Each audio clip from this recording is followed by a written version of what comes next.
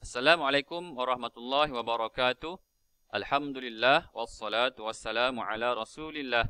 Pada kali ini saya akan berkongsi kepada para pendengar berkaitan satu tajuk dalam hukum tajwid berkaitan izhar halqi. Izhar halqi. Bismillahirrahmanirrahim. Cara bacaan bagi hukum tajwid izhar halqi ialah kita perlu membaca dengan terang dan jelas tanpa dengung.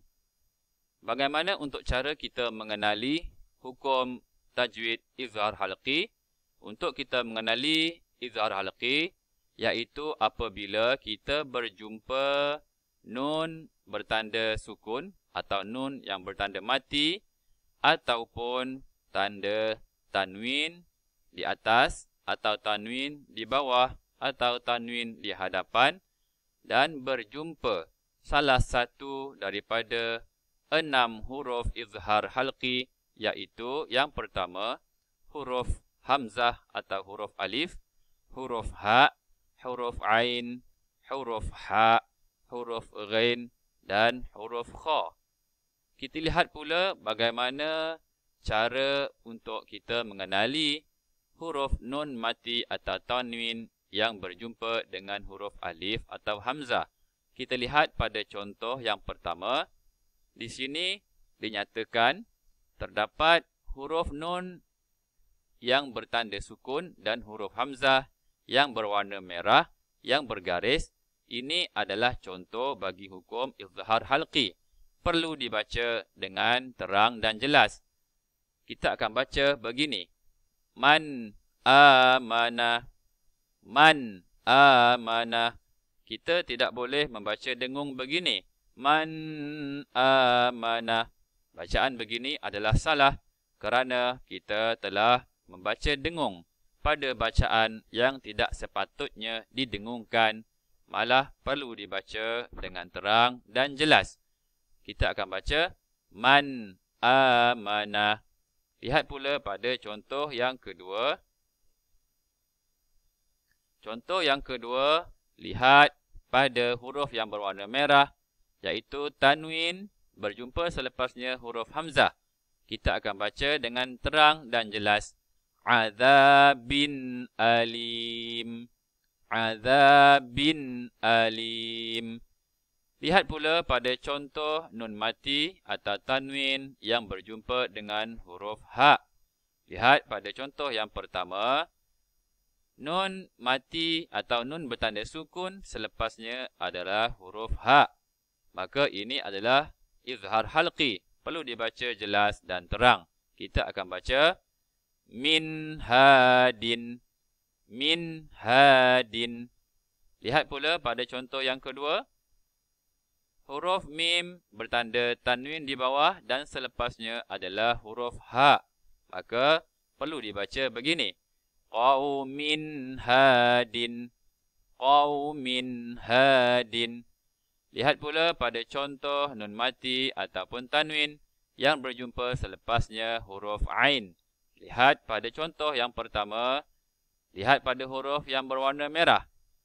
Yang bergaris adalah izhar halqi. Perlu dibaca jelas dan terang. Kita akan baca begini. Min alaqah. Min alaqah. Contoh yang kedua, huruf yang berwarna merah adalah izhar halqi. Kita akan baca syakirun alim. Syakirun alim.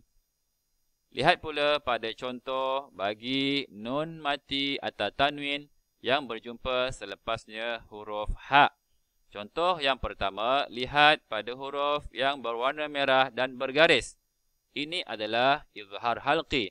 Perlu dibaca terang dan jelas. Kita akan baca begini. Min hasanah. Min hasanah. Contoh yang kedua, lihat pada huruf yang berwarna merah yang bergaris. Azizun hakim. Azizun hakim. Kita lihat pula pada contoh bagi nun mati atau tanwin yang berjumpa selepasnya huruf ghain. Lihat pada contoh yang pertama. Lihat huruf yang berwarna merah dan bergaris. Ini adalah izhar halqi. Kita akan baca begini. Min ghafur. Min ghafur. Contoh yang kedua pula.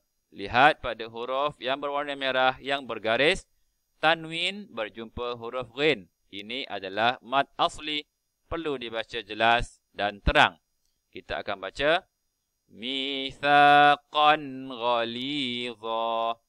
Mithaqan ghalidha. Kita tidak boleh baca dengung. Contohnya. Mithaqan ghalidha. Bacaan ini adalah salah kerana telah dibaca dengan dengung. Sedangkan izhar halqi perlu dibaca dengan jelas dan terang. Mithaqan ghalidha. Lihat pula pada contoh yang terakhir, iaitu huruf nun mati atau tanwin berjumpa dengan huruf kha. Lihat pada contoh yang pertama, huruf yang berwarna merah dan bergaris adalah mad adalah izhar halqi kerana nun mati berjumpa huruf kha perlu dibaca jelas dan terang. Kita akan baca an khalaqa. An khalaqa. Contoh yang kedua, lihat pada huruf berwarna merah yang bergaris, iaitu tanwin berjumpa selepasnya. Huruf kha ini adalah izhar halqi, perlu dibaca dengan terang dan jelas. Kita akan baca alimun khabir.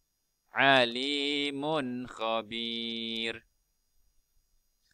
Terima kasih kepada para pendengar. Diharapkan ilmu berkaitan izhar halqi dapat dipelajari, diperhatikan dan diterapkan dalam bacaan. Semoga bacaan kita akan lebih tepat dan betul sebagaimana yang dikehendaki. Sekian, terima kasih. Assalamualaikum warahmatullahi wabarakatuh.